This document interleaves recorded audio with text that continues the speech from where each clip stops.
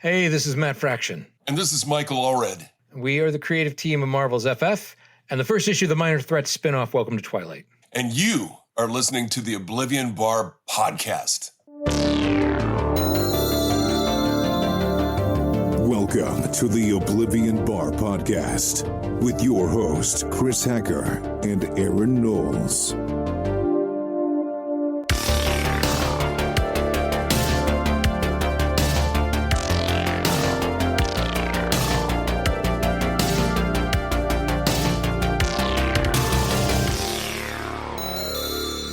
Hello, everyone, and welcome to episode 186 of the Oblivion Bar podcast. I am Chris Hacker, one of your co-hosts here. This week, I am alone. No Aaron Knowles here this week, but that's okay because I'm just here to quickly prompt you for this episode, which, we're joined by two bona fide legends in the comic book medium. We were joined by Matt Fraction and Michael Allred to discuss their first issue of Welcome to Twilight over at Dark Horse. This is in the Minor Threats universe created by Patton Oswalt, Jordan Blum, and Scott Hepburn. And what an absolute pleasure, what an absolute honor it was to have both Matt and Michael on the show to discuss this first issue. Yeah, we talked about it in the conversation, but this is the first time that Matt and Michael have collaborated on a series together since 2012, that iconic FF run over there at Marvel. And it was such a pleasure to get them both here on the show to discuss this first issue of Welcome to Twilight. What I love about the Minor Threats universe, what Patton and Jordan and Scott have sort of curated over at the Dark Horse universe, is that they have brought in some of the best talent across the entire medium, some very unique and distinct voices, not only with writing, but also, of course, with the interiors and coloring. Nate Picos is lettering this book, Laura Allred coloring this first issue of Welcome to Twilight. So it's an all-star team top to bottom. But as many people know, what you'll hear in this conversation, Michael specifically is kind of a bucket list guest for me here on the podcast. He, of course, was the artist of one of my all-time favorite runs. We talk about it in this conversation of Silver Surfer with him and Dan Slott. And Michael, I think, is just easily one of the most interesting people in the comic book world. He's really big into Star Wars. He's a fan. I was going to try to elaborate on kind of why he is so interesting, but if you were to just listen to him talk or follow him on social media or just know him as a creator, as a fan, he is one of us. That's Michael Allred. And he is also, besides that, one of the most talented people in the medium. One of the most singular voices in the medium's history. When you see a piece from Michael Allred. So such a pleasure to have him on the show. And then, of course, Matt Fraction, who, again, we talk about it in the conversation, but Matt has sort of been away from the medium for a bit. He's been working over in Hollywood, both on Hawkeye and the Legacy of Monsters Apple TV Plus. That's the Monarch series over on Apple TV Plus. And I feel particularly very grateful to get Matt on the show because I know he doesn't do a ton of interviews either. And, there's been a lot of hoopla about Matt here recently, like not only because of the Hawkeye TV series over on Disney Plus from a couple years ago, but also he was recently announced to be the next upcoming writer after Chip Zdarsky on Batman coming up in September.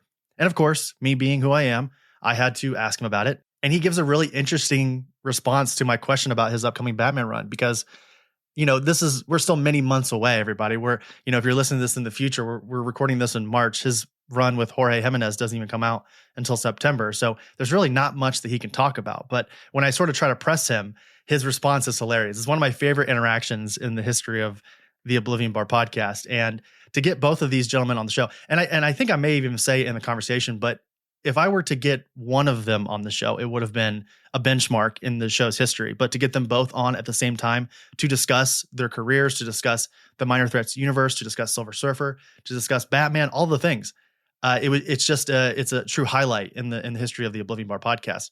And along with that, at the end of this conversation, we premiere a brand new segment that I think we're just going to do from now on with these interviews. It's a really fun sort of interaction. I don't want to spoil anything here. I'm just going to wait till you guys get to it. But I will say that it turned out really great with both Michael and Matt. So I want to continue it on going into the future with other interviews. So tune in for that. I'll stop talking here. Quick, shameless plug, everybody. If you want to support the Oblivion Bar podcast, you can do that over at patreon.com/Oblivion Bar Pod. A lot of great tiers. You can try out the Patreon for 7 days for free. See if you like it. Everything that you send us goes right back into the Oblivion Bar podcast. We're very transparent about everything that we do with the support of the podcast. So, and actually part of that fun new segment that we premiere here with both Matt and Michael, what you guys send us over on Patreon contributes to that. So again, I keep teasing it. We'll get into it here. But yeah, anyway, patreon.com/Oblivion Bar Pod. If you want to support the show in a free way, wherever you listen to your favorite podcasts, your favorite comic book podcasts, on Apple Podcasts, Spotify, YouTube, wherever you can review and share the show, follow, all those things, that helps. 5-star reviews, written reviews, all those things. You have no idea how much that helps the show and its reach, both on those platforms. It's sort of annoying that we have to constantly ask you guys to rate and review the show, but unfortunately, that's how Apple Podcasts and Spotify recommend their shows. So if you want to help support comic book podcasts, indie podcasts, that's a great way to do it. So enough shameless plugs. Let's go ahead and get into this conversation with Matt Fraction and Michael Allred. And now, this week's special guest. Joining me today on the Oblivion Bar podcast are the creative team of the new Minor Threats 4-issue anthology, or at least the first issue of that anthology, Welcome to Twilight. One is the Eisner and Harvey Award-winning writer behind titles like Adventure Man, Odyssey, November, Sex Criminals, all over at Image Comics. You may also know his Marvel work with extended runs on The Invincible Iron Man, Mighty Thor, Hawkeye, The Immortal, Iron Fist, and the 2011 event, Fear Itself. He was also one of the co-creators and writers of the recent MonsterVerse television series Monarch, Legacy of Monsters over at Apple TV+, and he is the upcoming writer of the new Batman #1 with artist Jorge Jimenez over at DC Comics. The other is an Eisner-winning creator behind titles like iZombie, Superman Space Age, Batman Dark Age, and the creator of the fan favorite Madman. He is also one part of one of my personal favorite comic runs of all time, the 2014 to 2017 run on Silver Surfer with writer Dan Slott. It is my pleasure to welcome both Matt Fraction and Michael Allred onto the Oblivion Bar podcast. Hey, everybody. You guys can't see Mike right now, but he is basically laying on his stomach and doing, it was like gymnastics. What was that there, Mike? An aerobics, perhaps? Stunt work, yeah. Intensive stunt work. Also, the ambiance here is insane. All three of us have very particular, I think. So nobody gets to see this? Well, I am going to split some of this up into like reels and possibly even put on YouTube, if that's okay with you two.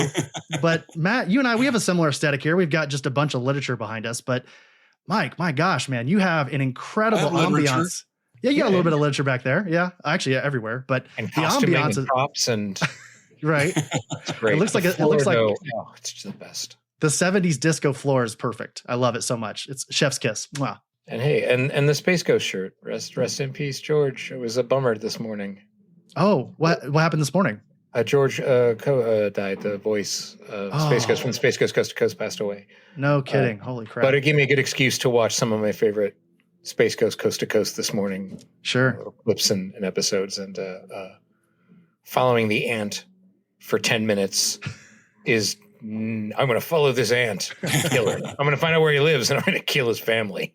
And then he follows the ant for 10 minutes bent over. And then giant ants come out and he runs away. He goes, "Your son's a loser." And he runs. That voice is so synonymous with, and I'm going to show my age here a little bit, is so synonymous with my childhood, sort of growing up during that age of Cartoon Network, where those were often in syndication, those old, I guess the newer Space Ghost, Coast to Coast and all that. So, wow, what a loss. And I'm going to very terribly transition from that and go into my first question here, which very icebreaker-esque type of question. It's actually for both of you as well. And Mr. Allred, I'm going to start with you. What's it like being the second most talented comic creator in your home? Laura is my not so secret weapon, and it's choice. It's the best of all worlds. All of my motivation is to make her happy, and because she's given me everything, our offspring, and yeah, I'm so grateful to have her talent back me up. Yeah, and obviously this is our first time meeting, but just in all the conversations that I've heard through podcast or written interviews, what have you, you never miss an opportunity to shout out Laura. So 100%. Matt, how about you? Being, of course, again, the second most talented person in your home as well. What's that like? I would probably put it at third or fourth, third. Honestly, but it's humbling. It's humbling. It's nice to have goals and ambitions. Always keep reaching. they keep you grounded, right? They make sure that you always have something to strive for. And I can appreciate that. Exactly. Yeah, absolutely. Well, obviously that is a huge joke, although I do think they're all very talented. You both are also bona fide giants in the medium. And I'm so happy to have you here on the Oblivion Bar. And I think the main reason why you're here today, outside of, the obvious, is to talk about Welcome to Twilight, which is the first issue in a brand new anthology in the Minor Threats universe from writers Patton Oswalt, Jordan Blum, and Scott Hepburn. Other creators in this Welcome to Twilight anthology include Brian Michael Bendis, Sue Lee, Gail Simone, Gene Ha, Jerry Dugan, Mark Torres. And this first issue from you two fine gentlemen centers around Benjamin Brockowitz, a washed-up bird-winged actor who was never a superhero, but he once played one on television. And that was also a long time ago. And just as he's about to fade into obscurity and sort of give up on his normal life, someone pops into his life and reminds him that life is worth living. So after reading that first issue here, I got an advanced look. Thankfully, shout out to Dark Horse for that. And while preparing for this conversation, I was burning on how to ask this question in more of a romantic way, and I just couldn't find it. So I'm just going to put it bluntly. And Matt, I'm going to start with you here. How did you get in touch with the Minor Threats team? How did they pitch this idea to get you guys, both you and Michael, on board? And when did Brock become that tangible idea that you guys were going to focus on in this first issue? They got in touch with me, but with the offer of like, you and Mike want to do an issue, and they had me at Mike, right? So that was just right. I think Minor Threats is terrific, and I really enjoyed it. And I don't know that I would have said yes if it wasn't Mike. Just there's always that fear and feeling of like, oh, it's always a privilege to wreck one of your favorite things. But I would never, ever turn down an opportunity to work with Mike again. So that was kind of it right away. And it happened right as I left Monarch. So I was sort of like, had been in the world of TV and then suddenly was not. I was like, oh God, what am I going to do with myself? And so like immediately had a thing to do, which was great. And the idea had been kicking around in my head for a little while. It's just something about the idea of a guy with giant wings that didn't work because he didn't have bone mass of a bird or muscle mass of a bird. He was a 230-pound man with giant wings on his back that were just kind of props, And it's sort of something about, there's a little bit of it in Superman's pal Jimmy Olsen where I had the idea of Hawkman on a Segway, and it just made me laugh. Like that was how he had to get around, like on a Segway or like in a pickup truck how can you lay down? He has to sleep in a bathtub and can't roll over because you could crush yourself. You can't sleep with anyone because you could smother them. It all this kind of idea of a guy with wings that didn't really work had been around for a while, and Hawkman on a Segway was this kind of the start of it, and sort of then the idea of like, well, this would kind of fit in that Minor Threats world, but what would their superhero? What is a superhero movie like in a world full of superheroes? And on, and then it just kind of came together. And I have a certain fondness for old police shows, like old cop shows of the 70s and the 80s, and it all just kind of, the idea of someone that can't tell the difference between a detective and a guy who played a detective on TV, and I don't know, it all just kind of. There it was, I said yes. I was like, oh shit, what have I done? I got to figure something out. And had like one idea. I can't remember what it was now, but I sort of like just pitched it as a sentence, and they're like, oh, that's kind of like a similar thing. And like, okay, I should pull out. I don't have anything. And then just there it was, like the whole thing, the whole story just fell into my lap. And knowing that I was writing for Mike made it easy. Yeah. Seems like a pretty easy decision, right? When you have Michael Allred attached to it as well. Yeah, that was the easiest decision. Yeah. Well, Michael, I'm going to pitch it over to you here. So was it Dark Horse? Was it the Minor Threats team? Was it Matt? Who came to you in order to knock out this first issue of Welcome to Twilight? Well, Daniel Shaban has been my go-to guy at Dark Horse for quite a while now, and he always brings fun ideas. There's always a door wide open for that. He's just somebody that the answer is almost always yes. And so when he began to ask me of my interest in this project, it was yes, yes, yes. One of my all-time favorite projects I've ever worked on was FF. So many of my Marvel dreams came true because of Matt, and the opportunity to work with him again was a dream come true. And I've also been a huge fan of Patton Oswalt from day one. I remember when Janine Garofalo introduced him on a comedy special, and I've just always been impacted by everything he's done ever since. But really, any of those three reasons would have been a yes for me. But truly, sincerely, working with Matt again is the be all end all. Mm-hmm.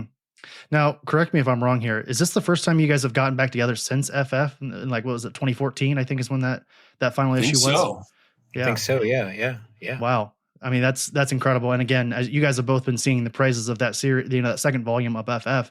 And I think if you were to poll, 10 pull list holders at your local comic book shop right now, I would imagine that most of those folks would have good to great things to say about that series as well. I will say that, Matt, when you were talking a moment ago about sort of the inspiration of like older cop shows and sort of how this idea sort of percolated in your head, I was getting a little bit of like, and you could tell me if I'm way off base here, but I was getting a little bit of, Big Lebowski, I'm just here for the ride type of vibe, to this woman shouldn't be interested in me, but I'm not complaining type of vibe, akin to like The Hard Goodbye from Sin City, and maybe even like a little bit of like, I don't know, dark humor from like The Nice Guys. Am I way off base here with some of these? I think more of a case, I was probably pulling from all the places those guys were pulling. Oh, sure. The same kind of thing of not really a cop, not really a detective. Why is this Damon to me? I mean, those are all kind of classic sort of setups. And the humor was just like, so much of Minor Threats is that, and to be able to do something and to steer into the jokes and also that it was just a one shot, like not a lot of time to be prosaic and ponderous and just sort of like, I suspect it was a case of parallel inspirations. I'm trying to remember if any like specific deliberate references or anything like that. That was my next question for you, was like, were there any particular, and I kind of hate that question, especially in these conversations. Well, no. There was like I think it lasted one season. There's like a Jack Palance detective show called Bronk, which is where the name came from. Or at least just the nickname. But him like changing it from Bronkowitz to Bronkman, that was probably a Kentucky Fried Movie.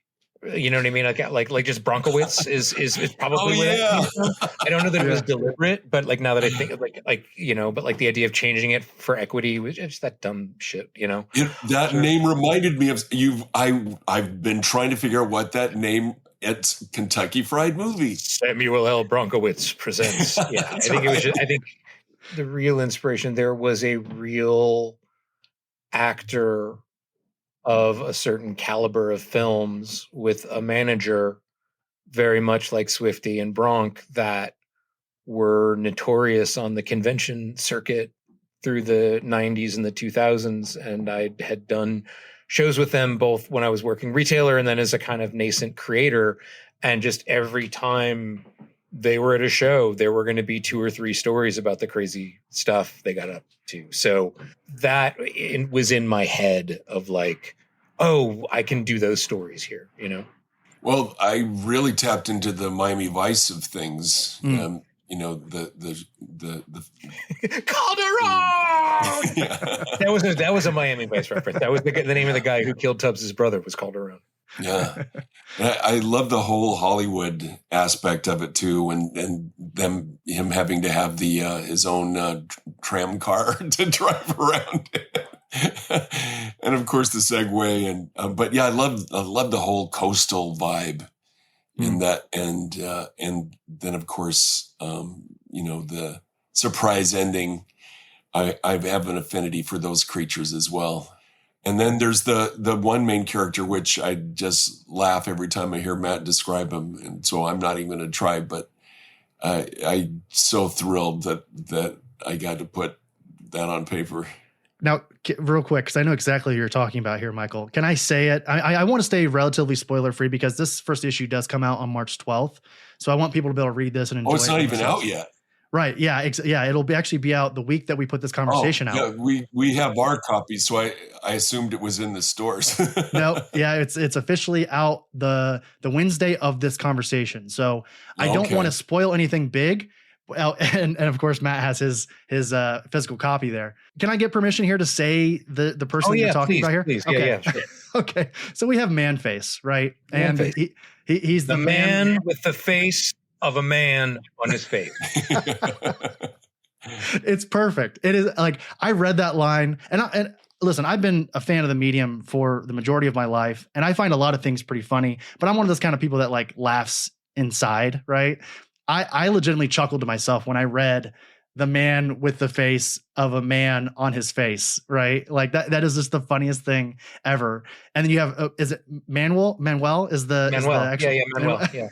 He's the little face on the. Yeah. Big face. They're big face. Yeah. Sort of a Master Blaster relationship. If Master was a part of Blaster. Right. And Manuel just kind of like, yes, Manuel. Yes. Oh, it kind of reminded me of the little Total Recall. What's the Quaid, open your mind. Quado. Yeah, Quado from Total Recall. A little bit of that.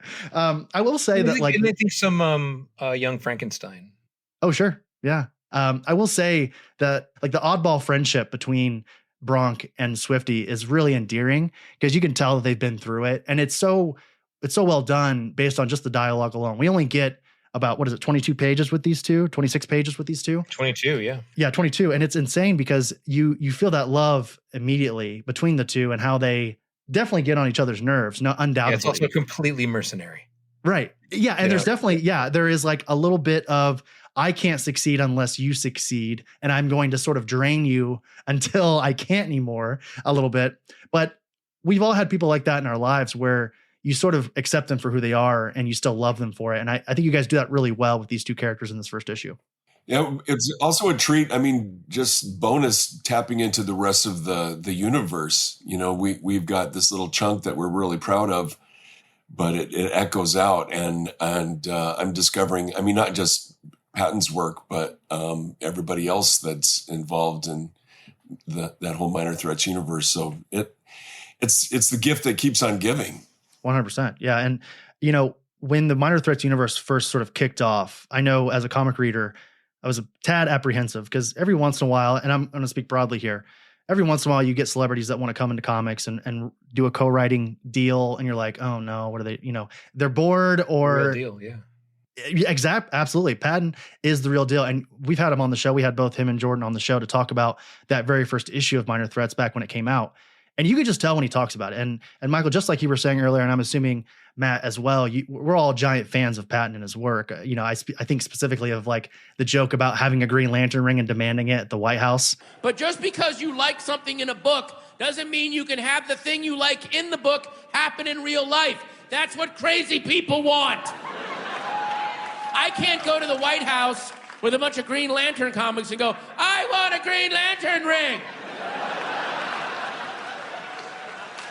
I saw it in a book I like. Make the thing in the book I like be here now. And it was so refreshing to hear him talk about this series and now the execution with not only the first two volumes, but the multiple spinoffs with the alternates, and then this, of course, and then the Brood, like Barfly. We also, I'm name dropping over here now, but we had Kyle Starks and Ryan Brown on the show as well to talk about Barfly. And my gosh, this universe is just chock full of some of the best creators in the industry. There was an Archie crossover, which I got to draw a lot of those characters, including Barfly, with Archie Comics characters running at each other. So it's been a blast. And obviously we're crazy busy. There's always so many things on our plate, and it can be really difficult to. So saying yes can be hard. It can be a challenge, but I'm so grateful that we were able to squeeze this in because it's such a kick.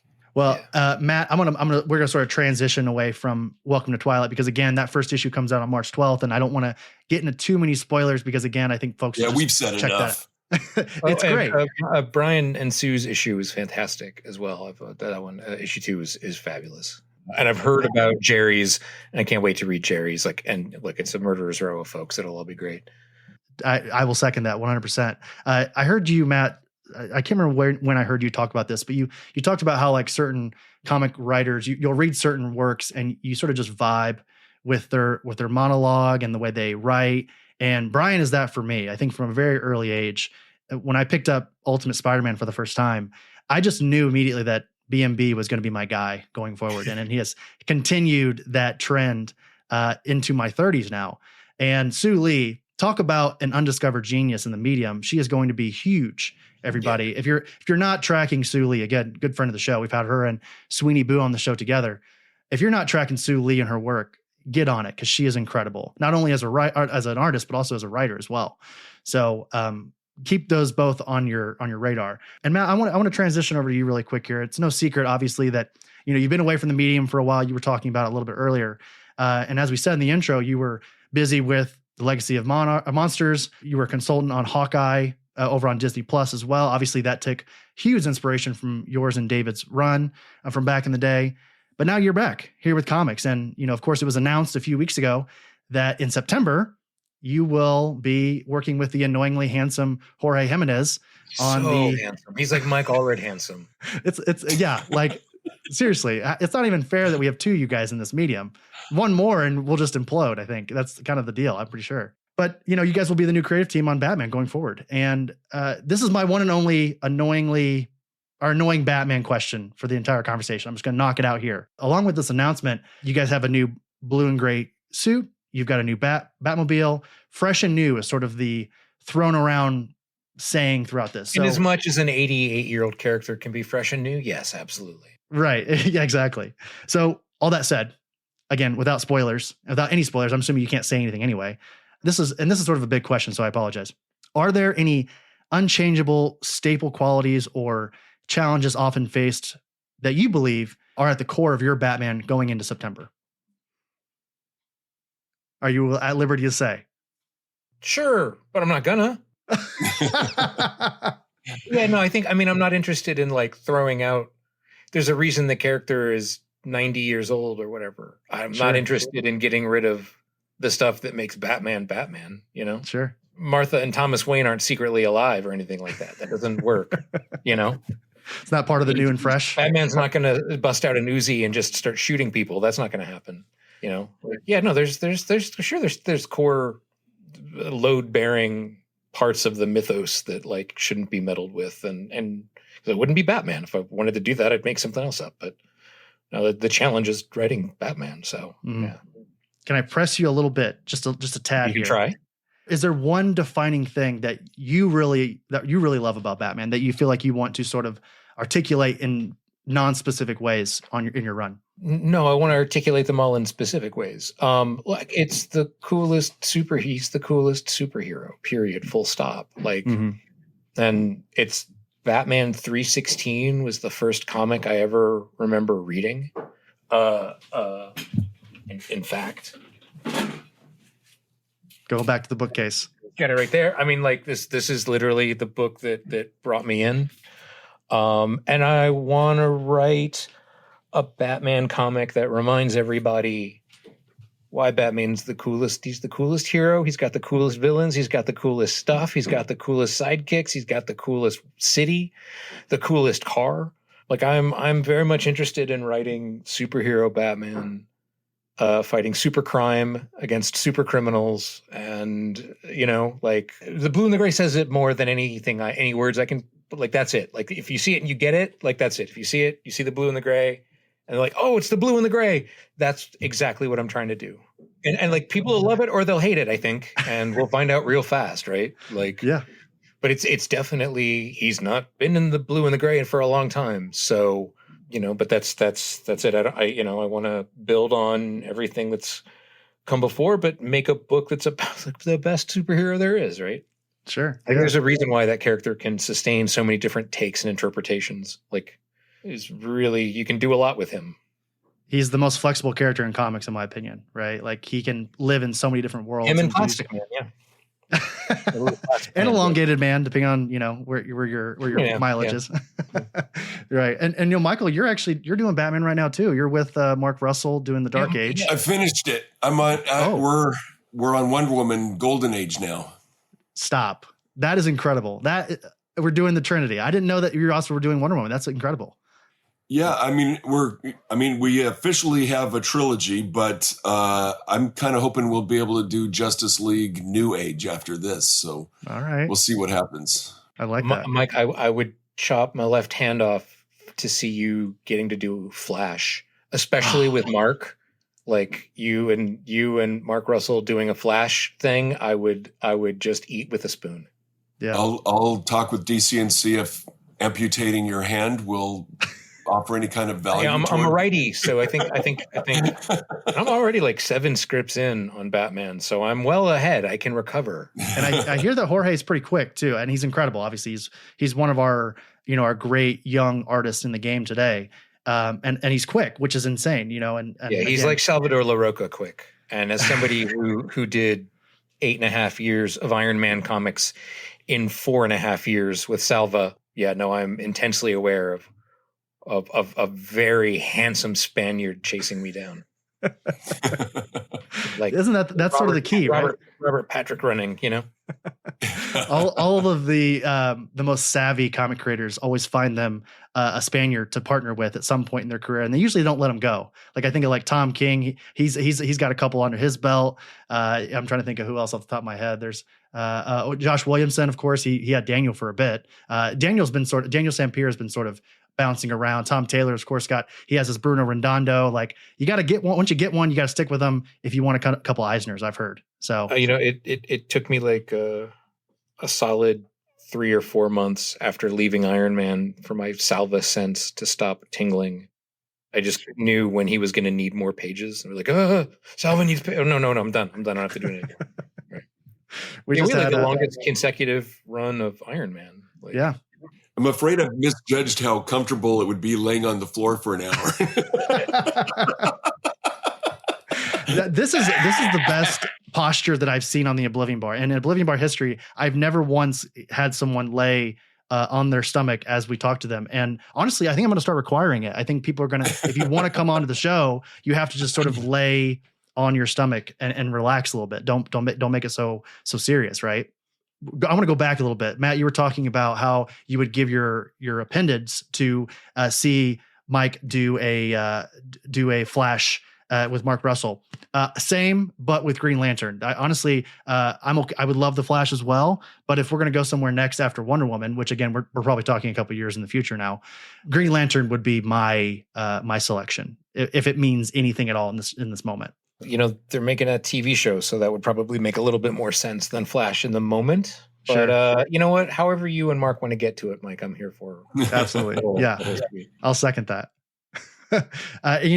Mike, I want to transition over to you here. So right before we hopped on the call here today, I got an email from Clover Press, and they said that the design of the Marvel art of Michael Allred had just finished. So I don't know if you're privy to sort of the pings they're putting out to all of us backers, but design looks like it's almost done, which is really exciting.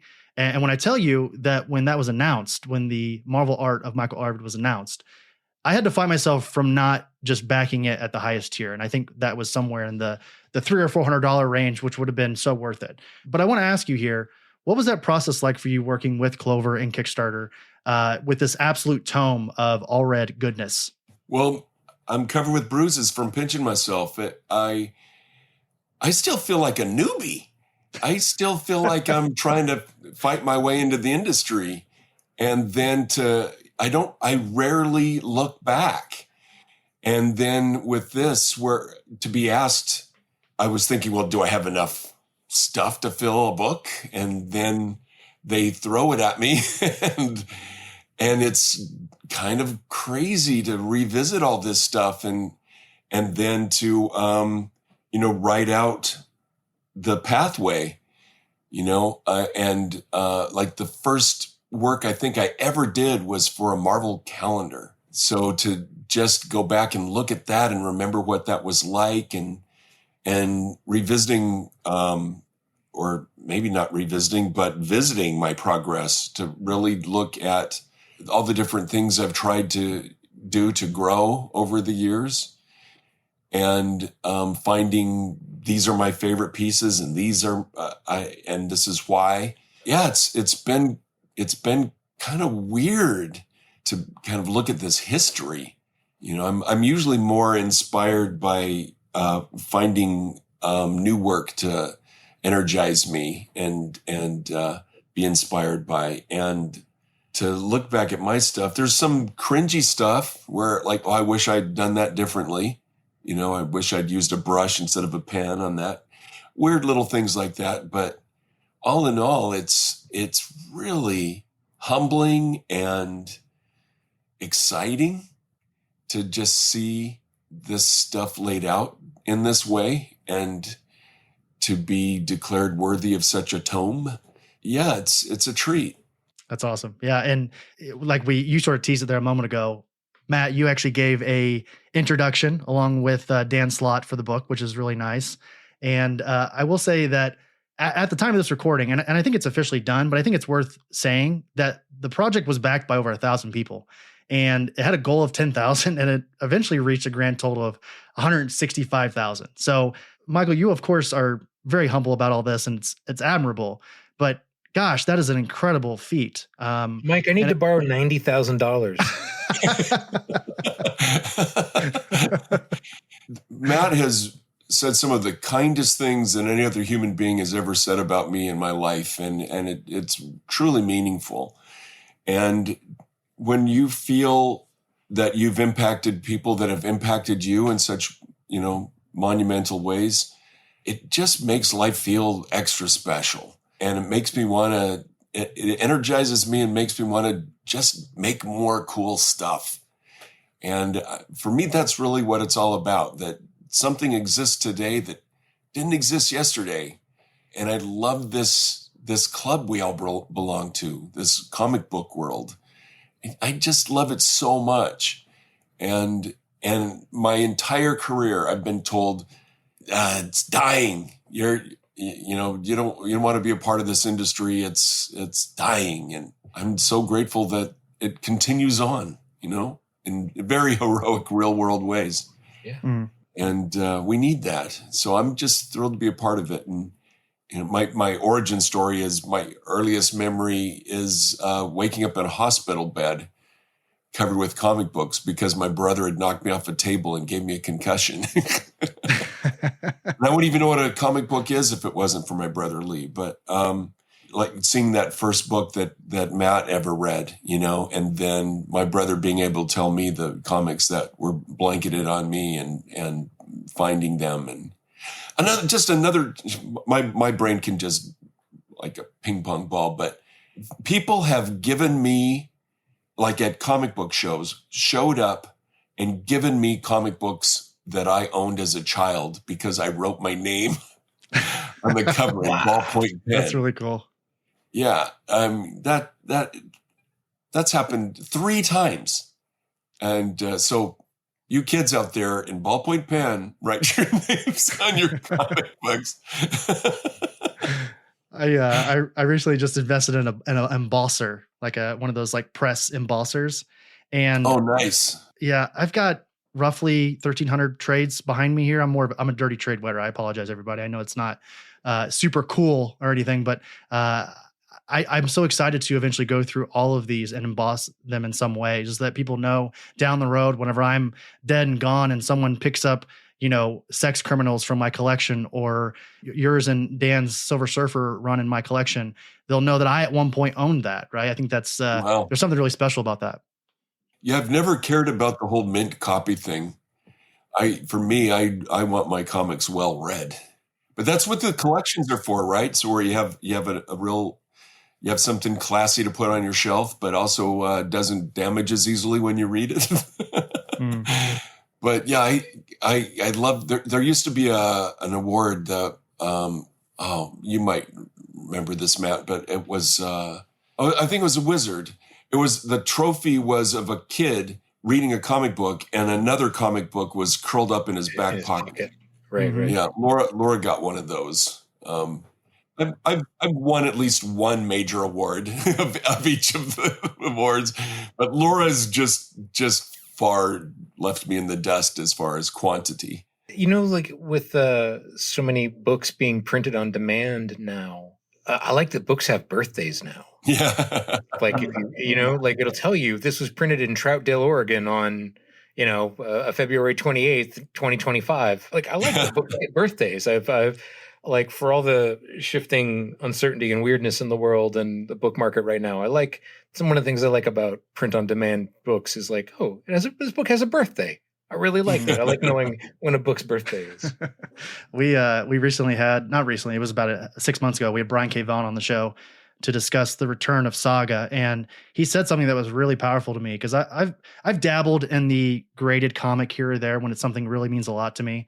But he mentioned, like, comics are meant to be rolled up and put in your back pocket. And Michael, you saying that there about the Wizard trophy, just like it reinvigorated that memory of him saying that. And it's so true, right? Like, this medium, we cherish it in a different way and I'm not saying that people who collect comics are wrong for how they collect comics, but because, this medium has a lot of different facets, but I feel like at like their basic function, they should be rolled up and put in your back pocket and to be read later, right? Like, that makes so much sense to me. And traded. That was always big. Sure. Yeah. Yeah. I would never do the thing where they seal them forever in that thick plastic.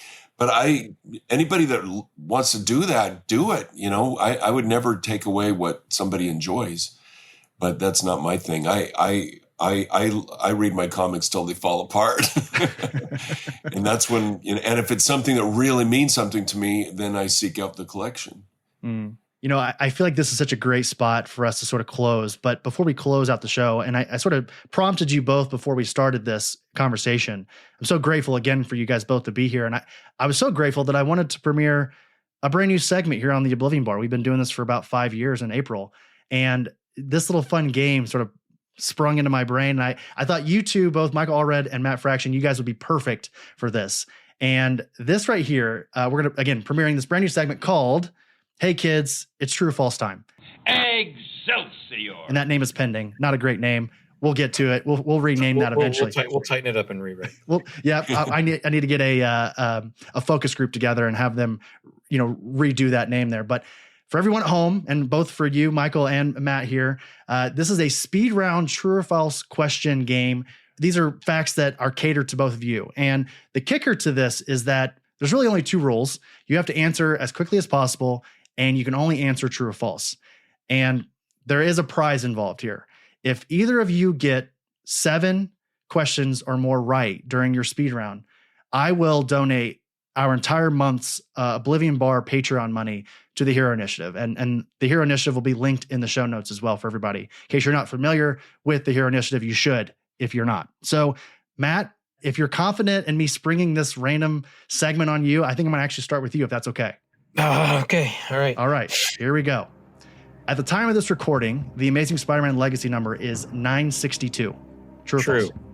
That is true. David Aja is 41 years old. False.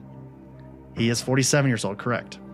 The Joker, Hugo Strange, and Catwoman all show up as antagonists in Batman #1 back in March of 1940. True. That is true. Let's see here. The state capital of Maine is Augusta. False. It's actually true. David Lynch directed 7 films. False. Correct. He directed 10 films. Selena That's Gomez arguable. Yeah. We can debate it after the round. Nice. Black Lodge.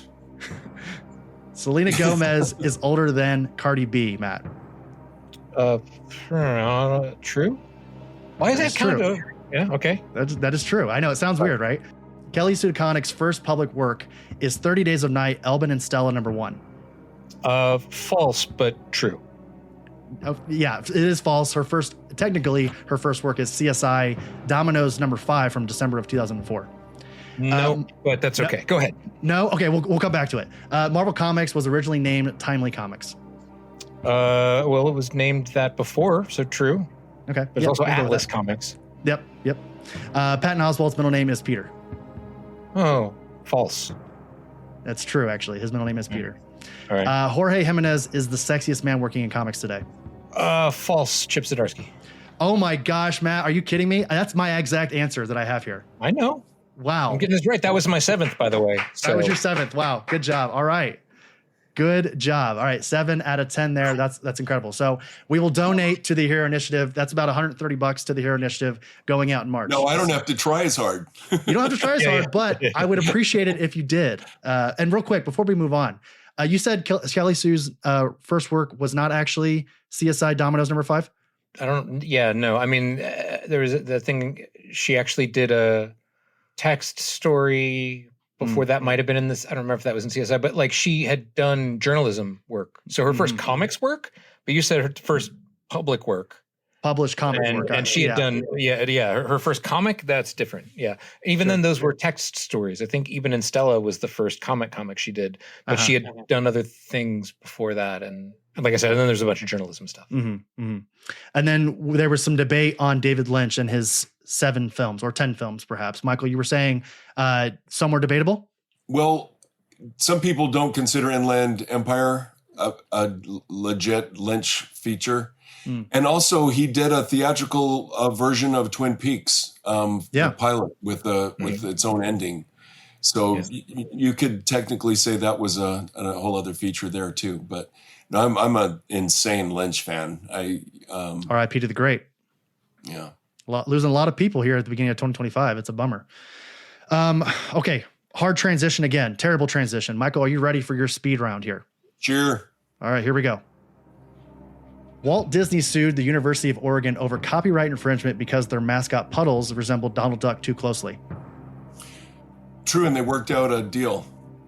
It was false. They did work out a deal, capitalizing on their friendship with Disney cartoonist Mike Royer, and then Oregon athletic director Leo Harris met with Walt Disney and reached an informal handshake agreement. So we'll count that as a false. So Love and Rockets #1 came out in 1981. True.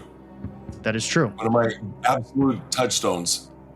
I've heard both of you love Love and Rockets, so I had to throw in one. And I have one of their self-published ones that they didn't even staple. Oh man, I missed it. There was a year at San Diego where he found a box of them. Like Gilbert found a box and brought them, and I missed. I didn't. I was so mad that I didn't get a chance to get it. And all 3 brothers signed most of mine. Wow. All right, moving on here. We have the name of the live-action iZombie theme song is called "Stop, I'm Already Dead." True. That is true. It's by Dead Boy and the Elephant Men. So you are currently, that's 3 for 3 currently. Canonically, Don Greenwood is taller than Nightcrawler. True. True. That is true. Kurt is 5'9". Don Greenwood is 5'10". So you're 4 for 4. The Monkees' first Billboard hit was "Take a Giant Step." False.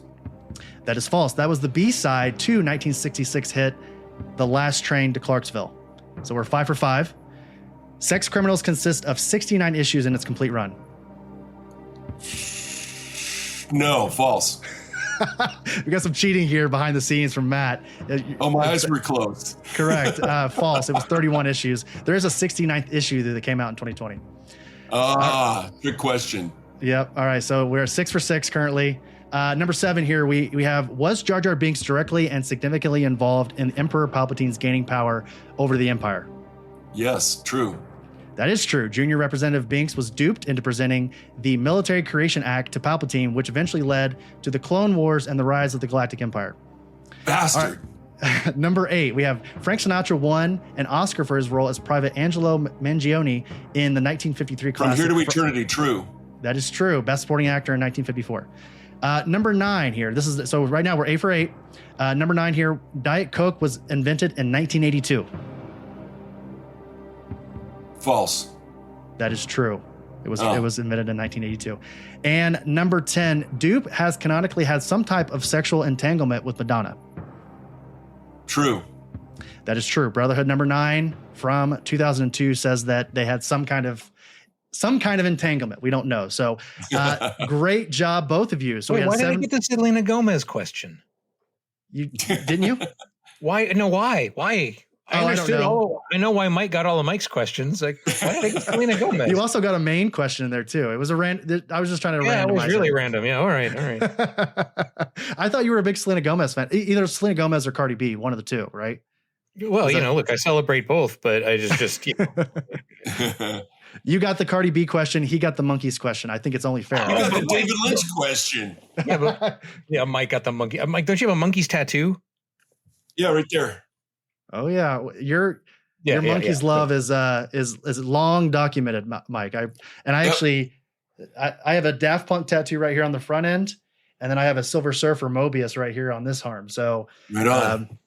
We carry our loves on our arms here. That's for sure. That was my first tattoo, Silver Surfer. Who's the artist on that one? Or Jack is it Kirby. inspired? Oh, it's Kirby. Okay. Yes. I got Dave Bowman as my Kirby from 2001. Space Odyssey Kirby. So Kubrick and Kirby. Check this out. I got the Space Child. Nice. And I've got Alex from Clockwork Orange in Dave Bowman's helmet. Oh my gosh. Mike, did you get speaking of David Lynch, there's Agent Dale Cooper with Bedhead. Oh my gosh. Nice. I just started watching Twin Peaks with Henry Leo. Just got to that episode. Nice. Yes. Now, I don't have any Kubrick or David Lynch tattoos, but I will say, Matt, you recently posted on your Tumblr. You mentioned Vincent van Gogh at one point. I'm sort of spacing what the reference was, but my entire right arm is basically 3 Van Gogh paintings into one. It's Cafe Terrace at Night, Cypress Wheatfields, and of course Starry Night back there as well. So, man, we're wearing our love on us, everybody, and I love that. There's my Alex Toth Space Ghost.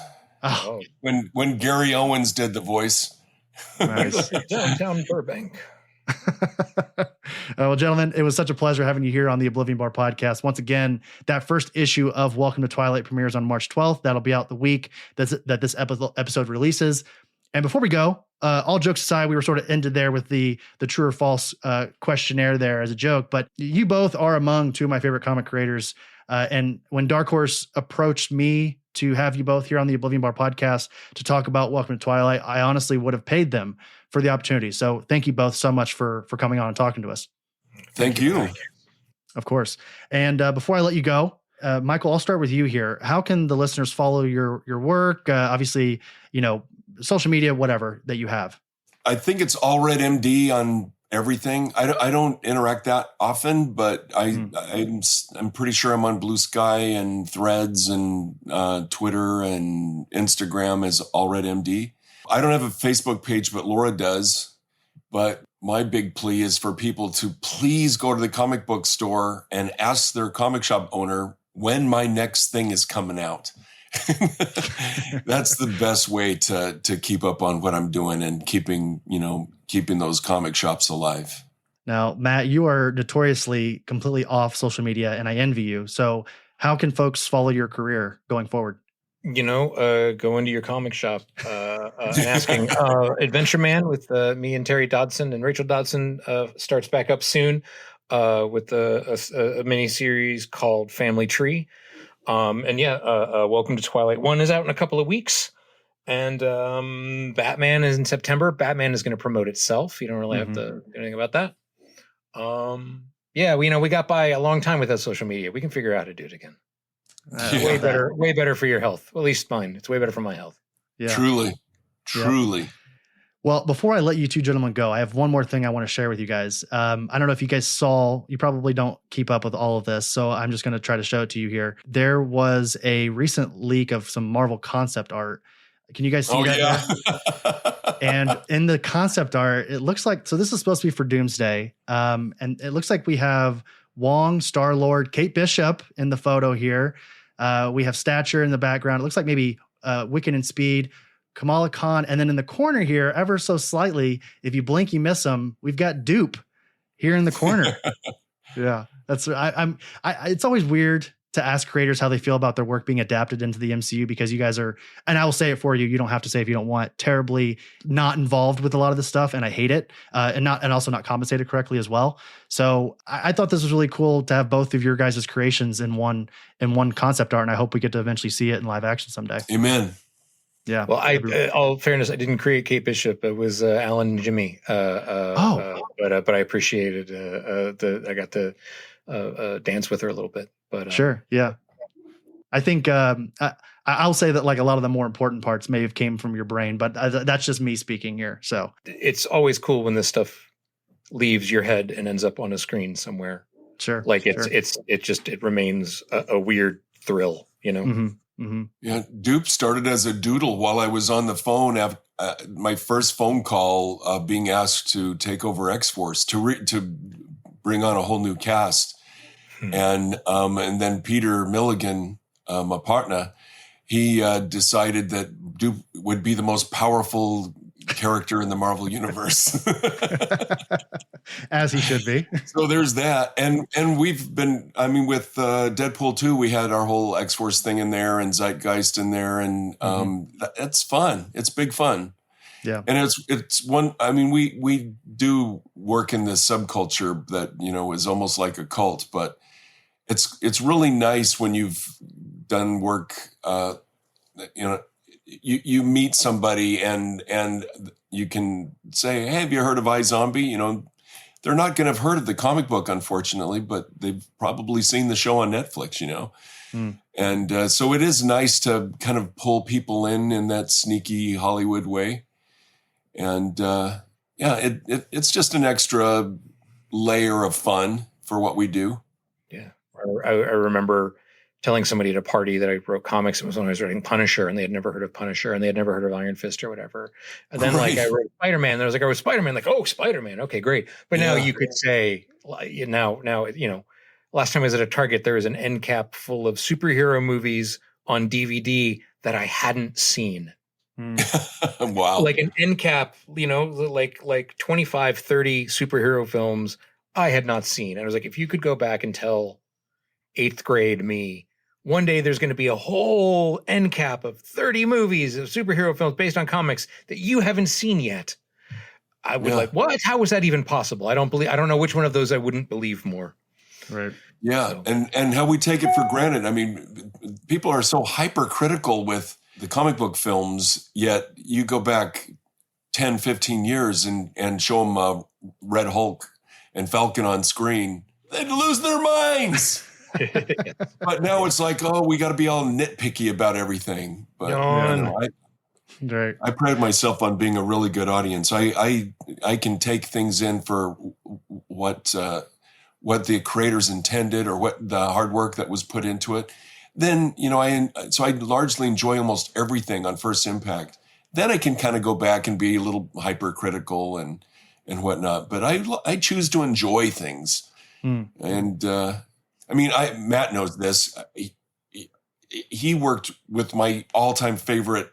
Kurt Russell has been in my life my entire life. From Jungle Boy on Gilligan's Island on, you know, and I just can't believe how awesome it is that Matt got to work with him. That's just so freaking cool. He complimented me on how I wrote for him. I was like, well, look, I don't want to make this weird, but you've been in my head since I was 8. So. Well, you know, I think that's a good place to end on. And again, I thank you both so much for being here on the Oblivion Bar. And I hope at some point down the road, whether it be again together or separate, love to have you back here on the Oblivion Bar. But until then, thank you both so much. And hopefully we'll talk to you soon. This is fun. Thank you. Alrighty, there's that conversation with Matt Fraction and Michael Allred. Once again, Matt, Michael, if either one of you guys are listening for some reason, I don't know why you would, but if you are, thank you so much for coming on to the show. I'm excited for everybody to check out Welcome to Twilight #1 over at Dark Horse. Again, part of the Minor Threats universe. I think at the time of this recording, it should already be out. I think it came out the week before this episode released. So make sure you guys go to your LCS and pick that up if you can. I will say when I went to my local comic book shop yesterday, there's only 2 issues left. So I think folks are really liking this. It sort of seems like this first issue of the Welcome to Twilight series is sort of going overlooked, but I will say it's an incredible first issue. I really love it. And I think the one that I'm most excited for after this will be the Brian Michael Bendis and Sue Lee, both good friends of the show here on the Oblivion Bar. They have an issue coming out through this Welcome to Twilight series. So make sure you guys go check that out. Once again, thank you both, Matt Fraction and Michael Allred, for coming on the show. I really honestly hope I get to get both of you guys on the show, either again together or separate down the road.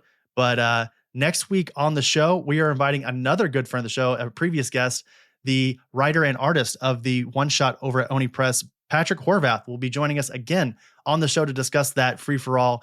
This is an incredible first issue. It's a one shot. It was originally over on Zoop, but they have went ahead and printed it over at Oni Press as a physical copy. So I'm very excited to have Patrick on the show. If you guys want to listen to that first conversation with Patrick from last year, I highly recommend it. We talk about all things beneath the trees where nobody sees. It was a fun conversation, and we can't wait to get him back on. So excited for that next episode.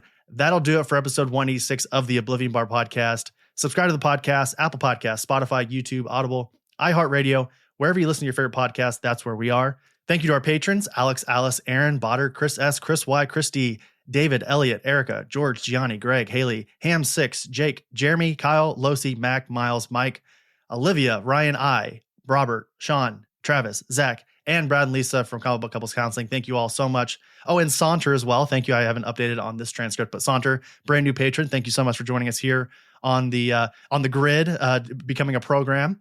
If you want to support the show, again, I said at the beginning of the podcast, but if you want to support the show without spending any money, a follow on your preferred podcasting platform and a 5-star review or a written review on Apple Podcasts or Spotify helps the show a ton. If you want to follow us over on social media, we're on Blue Sky, Instagram, and TikTok at Oblivion Bar Pod. You can check out the official merch of the show over at our website, oblivionbarpodcast.com. Thank you, KXD Studios, for all of our Oblivion Bar art. He is at KXD Graphics on Instagram. Thank you, Dream Kid, for all of our amazing musical themes. And thank you, DJ Skyback, for our amazing grid theme.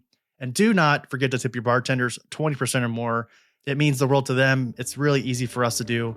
Thank you guys so much. We appreciate it. Cannot wait to bring you guys another episode of the Oblivion Bar next week. But until then, have a great week. We'll see you then.